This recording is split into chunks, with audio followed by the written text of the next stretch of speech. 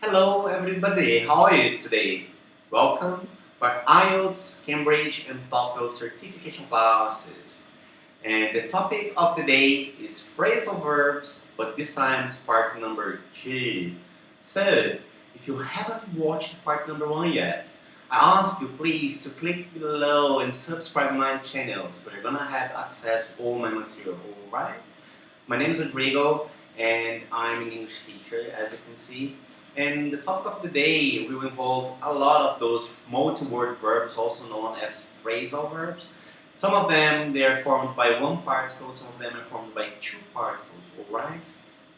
So, the first one is to rumble on.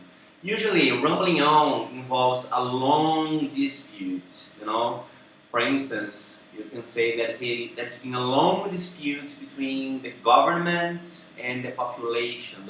So they've been rumbling on and on and on for months and nothing's been solved.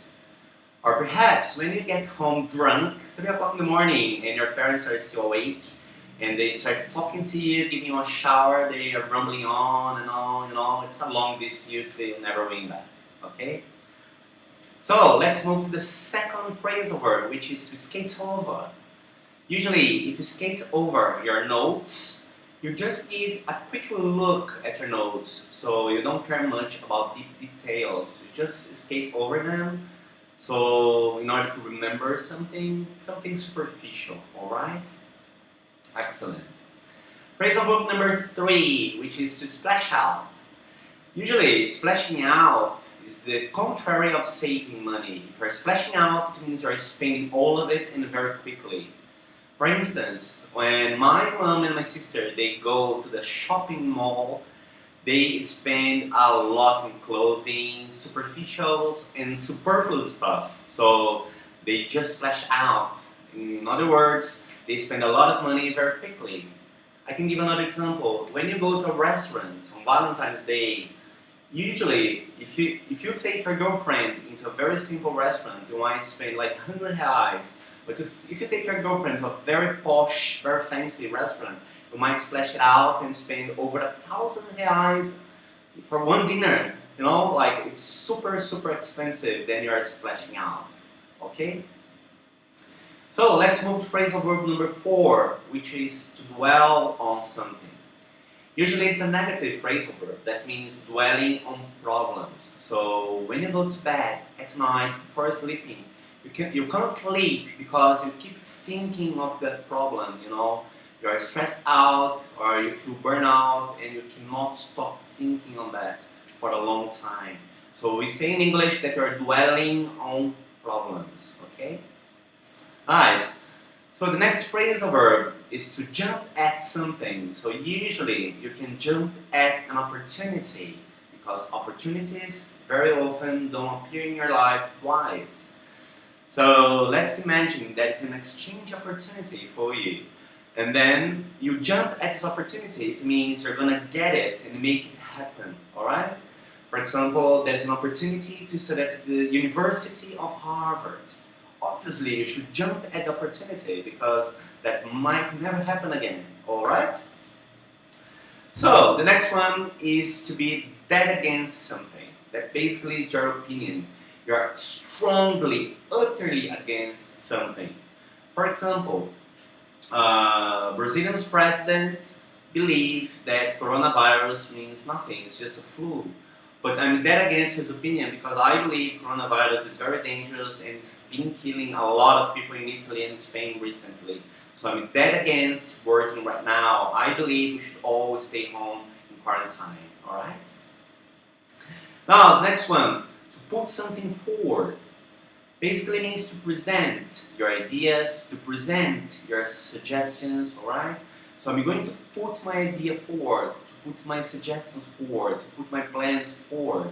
I'm going to present them to you, alright? It's really used in meetings, like in business environment. It's a great phrasal verb to know. The next phrasal verb is to chip in. So basically, if there are many friends with you and you guys want to order some pizza, what you can do first, you're not going to pay for everybody to eat something. So you're going to chip in, You get a hat ask everybody to put some cash on it, like, hey, you give me 10 reais, you give me 20, you give me $5, and then everybody's contributing for that. When you have the right amount, you can order the food. Everybody is chipping in other words, they're contributing financially for whatever you want to order, alright? The next phrasal verb is to blend in. So basically that means to match. I can tell you, like, this pearl color doesn't blend in well with my window. So in other words, I'm saying they don't match. Those colors, they look weird together. So to blend in basically means to match. Another example I can give you, like, if you enter a company and if you don't blend in with the staff, that means the staff has a completely different personality to you, and then you don't think the same, and probably it's not going to be a great atmosphere for you to work in, alright?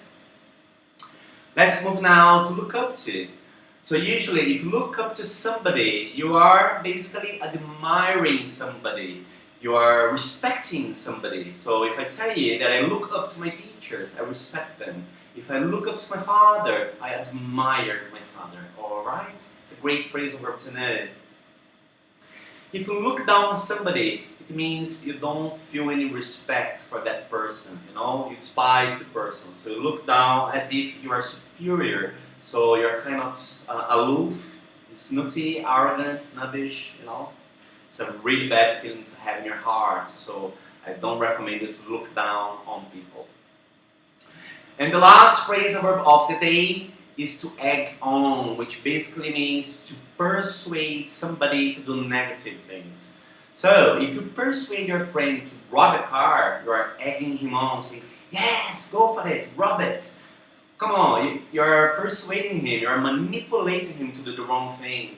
And that's a terrible thing to do, you know. You can persuade a student to put glue on the teacher's seat. And that's going to be something funny for a while, but it's going to be very negative. So every time somebody persuades or manipulates people to do the wrong thing, there are naughty things to be done, we say they are egging somebody on, okay? So those were the phrasal verbs I've picked for level C1, C2 classes. And if you haven't watched part number 1, please just subscribe below. And I want to see you next class in part number 3 of phrasal verbs. So thank you so much for watching. Again, my name is Rodrigo. Welcome to my channel. Thank you very much. Bye bye. See you. Bye bye.